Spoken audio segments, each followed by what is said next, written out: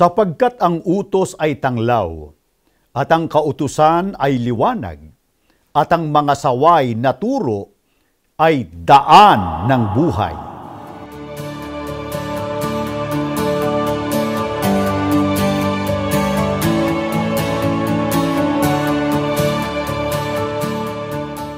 Kumusta na po kayo? Ito po ang inyong lingkod, ang kapatid na Michael Sandoval sa palatuntunang Daan ng Buhay.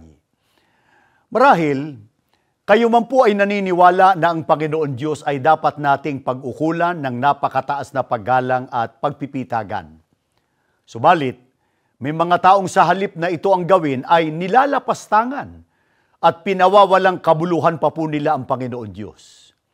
Hindi po nakapagtataka kung ang nagpapawalang kabuluhan sa Diyos ay ang mga ateo. Ito yung mga taong nagtatatwa sa eksistensya o pag-iral ng Panginoon Diyos. Subalit, ang nakapagtataka ay may mga taong bagaman naniniwala sa Diyos at nagsasabi pang sila ay mga Kristiyano, gayunman ay nagpapawalang kabuluhan sa ating Panginoon Diyos. Ang iba po ay tahasan itong ginagawa, ngunit ang iba naman ay maaaring hindi namamalayang nagagawa nila ang kalapastanganan ito. Paano po niwalang kabuluhan ng tao ang Panginoon Diyos na may lalang sa Kanya? Sa Malakias 3:13 hanggang 15, mabibigat ang sinabi ninyo tungkol sa akin, sabi ni Yahweh. Ngunit ang tanong ninyo, ano-ano ba ang sinabi namin? Sabi ninyo, walang saysay ang maglingkod sa Diyos. Bakit pa natin susundin ang kanyang mga utos? Bakit pa natin ipakikitang tayo nalulungkot sa nagawa nating kasalanan? Gayong kung sino ang palalo, ay siya pang pinagpapala. Hindi lamang yun, ang masasama ay nananagana at sinusubok pa nila ang Diyos sa paggawa nila ng kalikuan, ngunit hindi sila napaparusahan. Paano po niwawalang kabuluhan ng tao ang Panginoon Diyos? May nagsasabi po na wala raw saysay o kabuluhan ang maglingkod sa ating Panginoon Diyos. Ano po ang sinasabi pa nila na kawalang galang din at pagpapawalang kabuluhan sa Panginoon Diyos? Ayon po sa ating binasa, bakit pa natin susundin ang kanyang mga utos? Bakit pa natin ipakikitang tayo nalulungkot sa nagawa nating kasalanan? Ano po bang dahilan? At nagkaroon sila ng gayong masamang isipan, sapagkat sa nakikita po nila kung sino pa raw ang palalo ay siya pang pinagpapala at ang masasama yun ang mga nananagana. Hindi po ba't may mga tao rin ngayon na ganyan ang sinasabi at paniniwala? Hindi po nila sinampalatayanan na sa araw ng paghuhukom ay lilipulin ng Panginoon Diyos ang lahat ng taong masama. Pagka binasa natin ang 2 Pedro 3:7 at 10. Kaya paano po niwawalang kabuluhan pa ng iba ang Panginoon Diyos? Kaya malakas ang loob nila sa paggawa ng kasalanan. Basahin natin sa aklat po ng mga awit sa 10:11. Ang sabi ng taong buhong, sa parusa ako'y ligtas, natutulog yaong Diyos, hindi ako mamamalas. Ano po ang inaakala ng iba kaya malakas ang loob nilang gumawa ng kasalanan o masama? Natutulog daw po ang Panginoon Diyos at hindi naman sila nakikita. Kaya ligtas daw sila sa parusa. Ang paniniwala po nila sa Panginoon Diyos parang tao na natutulog. Ano po ang kahulugan ng sinasabi nilang ito? Ito po ay tahasang pagpapawalang kabuluhan nila sa ating Panginoon Diyos. Kaya tanong, anong uring mga tao ang ganito? Ang sabi po sa talata ng Biblia, taong buhong. Taong buhong. Kapag ka po sinabing buhong, nangangahulugang talamak na at walang takot sa paggawa ng masama. Meron ba namang mga taong naniniwala sa Diyos? At maaaring nasa loob pa po ng kanyang bayan na nahulog din sa pagpapawalang kabuluhan sa Panginoon Diyos. Meron po. Ito ang bayang Israel. Baka itanong niyo sa amin, paano hinamak ng bayang Israel ang Panginoon Diyos na humirang sa kanila? O di basahin po natin. Sa aklat po ng mga awit pa rin, dito naman sa 78, 19 hanggang 20.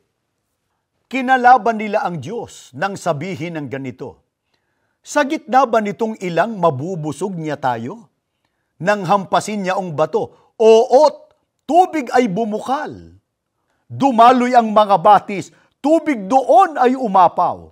Ngunit ito yaong tanong, tayo kaya'y mabibigyan ng tinapay na masarap at ng karneng kailangan? Paano po hinamak ng bayang Israel ang Panginoon Diyos? Tinawaran nila ang kakayahan ng Panginoon Diyos na sila'y mapakain sa ilang. Kaya ang sabi po nila, sa gitna ba nitong ilang mabubusog niya tayo? Ano po ang katumbas ng sinabi nilang ito? Ayon po sa talata ng Biblia na ating binasa, kinalaban nila ang Diyos sa makatwid. Napakasama ng pag-aalilangan ng tao sa kapangyarihan at magagawa ng Panginoon Diyos. Ang gayon po ay pagpapawalang kabuluhan sa Panginoon Diyos. Mga kaibigan, at sa lahat ng mga sumusubaybay, marahil ang iba po sa inyo ay dumaraan din sa mga mabibigat na suliraning pangkabuhayan na gaya po ng dinanas noon ng bayang Israel. Tinatanong po namin kayo, paano po natin hinaharap ang mga suliraning ito? Nananatili po ba ang pananalig natin sa magagawa ng Panginoon Diyos para sa atin?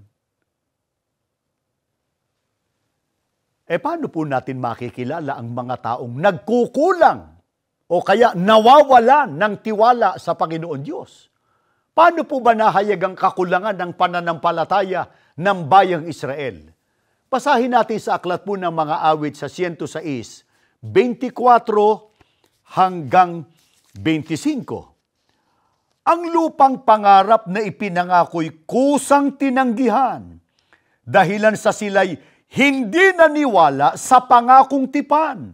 Sa kanilang tolda ay nagrereklamo at nagbububulong. Ayaw nilang dinggin ang banal na tinig nitong Panginoon. Ito po ang ginawa ng mga Israelita na naghayag ng kanilang kakulangan ng pananalig sa ating Panginoon Diyos. Ang sabi po sa talata ng Biblia, ang lupang pangarap na ipinangako'y kusang tinanggihan, dahilan sa sila'y hindi naniwala sa pangakong tipan.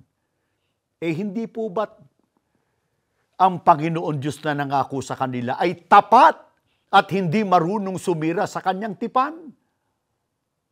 Subalit hindi na yun pinaniwalaan po ng bayang Israel. Ano po ang kanilang masamang ginawa?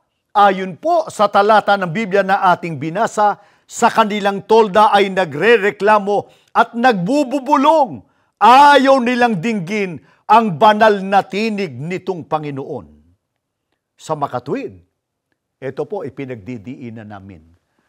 Hayag na hayag ang paghamak ng bayang Israel sa kakayahan at magagawa ng Panginoon Diyos at maging ang pagpapawalang kabuluhan po nila sa ating Panginoon Diyos.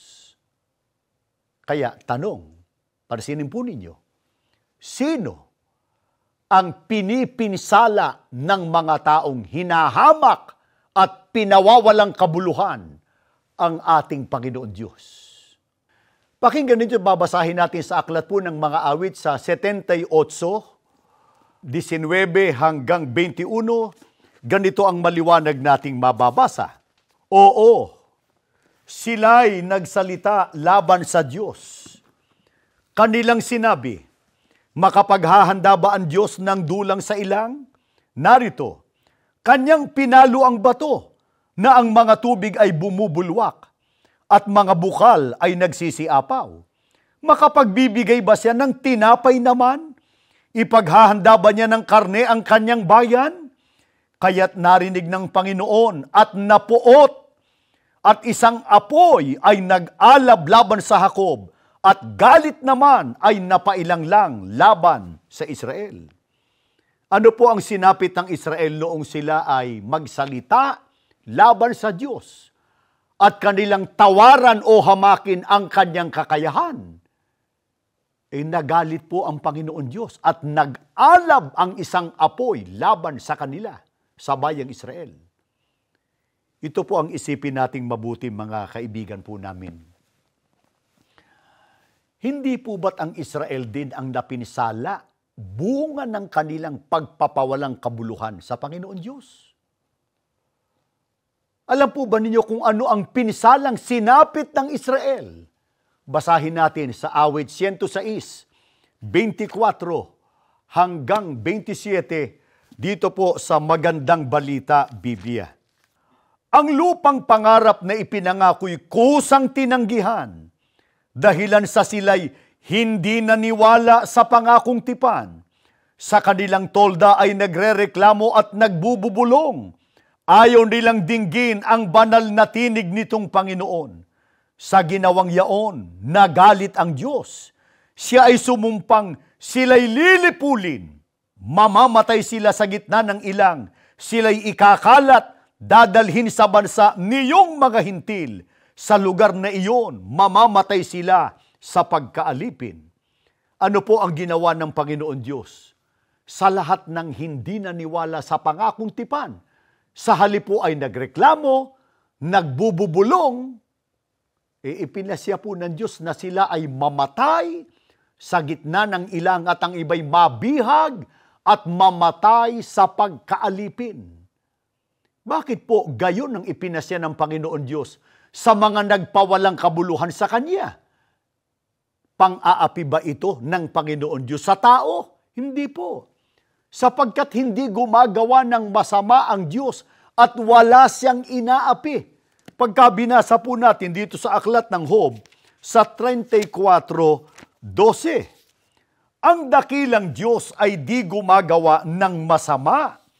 Wala siyang inaapi o inaalipusta. Mga kaibigan, at sa lahat po ng mga nakikinig sa amin sa programang ito, sa ibang talata, sa unang Juan 4:8 ay sinasabing ang Diyos ay pag-ibig. At binabanggit naman po sa Hebreo 6:10, makatarungan ang Panginoon Diyos. Kaya naglalapat siya ng parusa sa mga nagkakasala sa Kanya bilang katarungan. Wala na po bang pagkakataong ibinibigay ang Panginoon Diyos sa mga taong nagkasala? Ano po ang dapat gawin ng taong nagkasala sa Panginoon Diyos? Basahin natin dito po sa aklat ng Job, sa 22:21. Pahinuhod ka sa Diyos, makipagkasundo ka sa Kanya. Ang buhay mo'y sasagana at magiging maginhawa. Mga kaibigan po namin, suriin po natin ang lakad ng ating buhay at pamumuhay. Tiyakin po nating maayos ang kaugnayan o relasyon natin sa ating Panginoon Diyos. Ano po ang dapat gawin ng nagkasala, lalo na kung nakadarama siya ng parusa ng Panginoon Diyos? Malinaw ang talatang ating binasa, pahinuhod ka sa Diyos, makipagkasundo ka sa Kanya. Kaya sa halip na tayo po ay magreklamo, at kung sino-sino ang ating sinisisi, gawin po natin ito.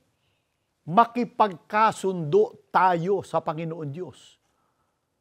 Subalit ang tanong, magagawa ba ng tao sa ganang kanyang sarili lamang ang makipagkasundo sa Panginoon Diyos? Sagutin po agad natin, hindi. sapagkat may ganitong pahayag sa Biblia, sulat ni Apostol Pablo dito po sa Kolosas, sa 1:21 hanggang 22.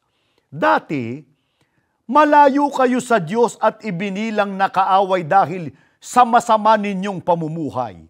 Ngayon, ay nakipagkasundo na kayo sa Kanya sa pamamagitan ng kamatayan ng Kanyang pisikal na katawan upang maiharap niya kayo sa Kanya na banal, walang kapintasan o batik. Ang kausap po dito ni Apostol Pablo ay ang mga taong dati ay malayo sa Diyos at ibinilang nakaaway niya dahil po sa kasalanan. Pero paano po sila naalis sa kalagayang kaaway at naging kasundo na ng Panginoon Diyos? Ang sabi sa atin ng talata ng Biblia, sa pamamagitan ng kamatayan ng Kanyang pisikal na katawan. Katawan ng Panginoon Kristo, yung Kanyang physical body. Sino po ba ang mga taong nakinabang sa kamatayan ng ating Panginoon Kristo, sa ginawa niyang paghahandog ng Kanyang buhay? Mabuti basahin po natin dito po sa aklat ng Efeso, sa 5:25, pagtuturo pa rin ni Apostol Pablo. Mga lalaki, ibigin ninyo ang inyo-inyong asawa, gaya ng pag-ibig ni Kristo sa Iglesia. Inihandog niya ang Kanyang buhay para rito. Huwag naman po sanang magdaramdam sa amin ang mga kinauukulan. Mali po ang paniniwala ng marami na sapat nang sumampalataya sa Panginoon Kristo at kilalanin lamang siya na tagapagligtas, ay makakasama na sila sa mga nasakop ng pagkabuhos ng dugo ng ating Panginoon Kristo. Kailan po pakikinabangan ng mga tao ang kamatayan ng ating Panginoon Kristo? Kung sila ay kaanib o miyembro sa tunay na iglesia. Kaya anong unang hakbang upang maisagawa ang sinasabi po sa Biblia na pahinuhod ka sa Diyos, makipagkasundo ka sa Kanya? Dapat po na ang tao ay kabilang sa mga tinubos ng ating Panginoon Kristo, sapagkat ang tinubos ang ipinakipagkasundo ni Kristo sa ating Panginoon Diyos. Aling relihiyon po ba o iglesia ang tinubos ng mahalagang dugo ng ating Panginoon Kristo ayon sa Biblia? Di po ayon sa amin. Madalas naming binabasa sa inyo ang talatang ito, pero hindi namin pagsasawaang basahin sapagkat ito po ay salita ng Diyos. Ang saling ito po ay salin ni Dr. George M. Lamsa, Holy Bible from the Ancient Eastern Text, Acts 20:28, Gawa 20:28, ililiwat din po natin sa wikang Pilipino. Take heed therefore to yourselves and to all the flock. Ingatan ninyo kung gayon ang inyong sarili at ang buong kawan, over which the Holy Spirit has appointed you overseers. Narito'y hinirang kayo ng Espiritu Santo na mga katiwala to feed the church of Christ, which He has purchased with His blood, upang pakanin ang iglesia ni Kristo na binili niya o tinubos niya ng Kanyang dugo. Mga kaibigan po namin, ang tinubos o binili ng ating Panginoon Kristo sa pamamagitan po ng Kanyang dugo ay ang iglesia ni Kristo, Church of Christ. Kaya ano po ang lunas, solusyon upang ang mga taong nalayo at naging kaaway ng Panginoon Diyos nang dahil sa kasalanan ay muling malapit sa ating Panginoon Diyos? Kailangan po ng mga tao ang Iglesia ni Kristo, sapagkat ito, ang Iglesia ni Kristo, ang naipakipagkasundo ng ating Panginoong Kristo sa ating Panginoon Diyos. Tanong, ano ang kapalaran sa buhay pa lamang na ito? Inuulit po namin para mapansin ninyo. Ano po ang kapalaran sa buhay pa lamang na ito kapag nagawa ng tao ang pakikipagkasundo sa ating Panginoon Diyos? Balikan natin ang talatang binasa natin kanina, Job 22:21.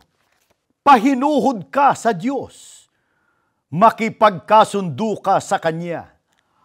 Ang buhay mo'y sasagana at magiging maginhawa. Sana ang palatuntunang ito ng Iglesia ni Cristo, Daan ng Buhay, ay pinakinabangan po ng mga kaanib sa Iglesia ni Cristo at maging ng mga nagsusuri, hindi pa namin kasama sa loob ng Iglesia. Sana po magawa nating lahat ang pakikipagkasundo sa Panginoon Diyos para tayo sumagana, maging payapa, tiwasay ang buhay sa daigdig na ito. Higit sa lahat, makarating tayo doon sa kaligtasan, pagbabalik po ng ating Panginoong Kristo. Kami po'y nananawagan sa mga hindi pa po kaanib sa Iglesia ni Cristo na maaari po kayong magtungo sa pinakamalapit na gusaling sambahan ng Iglesia ni Cristo. Welcome na welcome po kayo. Hanapin po ninyo ang mga naka-assign na ministerial workers o kaya ay ministro para magtanong kayo sa mga aral po ng Biblia na aming sinasampalatayanan. At kung kayo po ay mayroong na-miss o hindi napanood nitong programang Daan ng Buhay, maaari nyo pong balikan dun sa aming official YouTube channel sa Iglesia ni Cristo Evangelical Mission. At sana po mag-subscribe na rin po kayo. Pagka kayo nakasubscribe, manonotify kayo pagka mayroong kaming bagong upload ng palatuntunang Daan ng Buhay. Maraming salamat po sa inyong pagsubaybay. Ito po ang inyong lingkod, ang kapatid na Michael Sandoval.